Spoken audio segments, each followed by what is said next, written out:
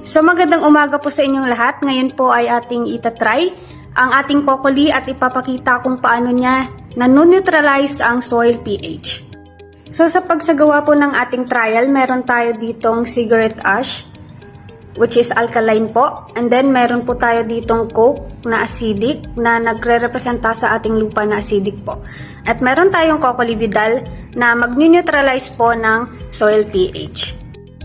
So ngayon po ay i-dip natin ang ating indicator paper sa cigarette ash solution.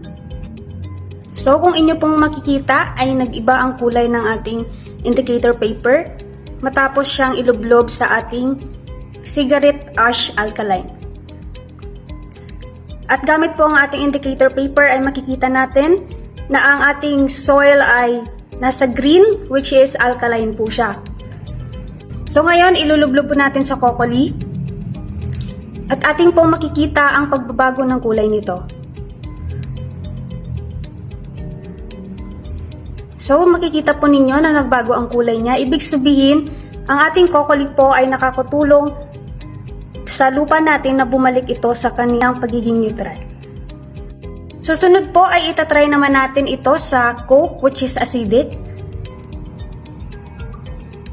So makikita nyo po na nag-iba ang kanyang kulay gamit ang ating indicator paper.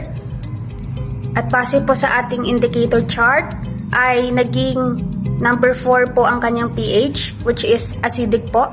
At ngayon po ay ilalagay po natin siya sa kokoli.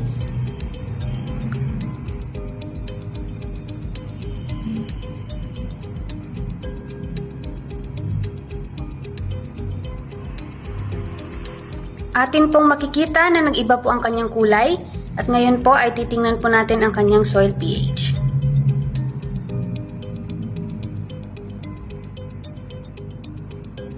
Base po sa ating chart ay mula number 3 ay naging number 5 na po siya, number 6. Ibig sabihin po ay bumalik na po sa neutral ang ating lupa.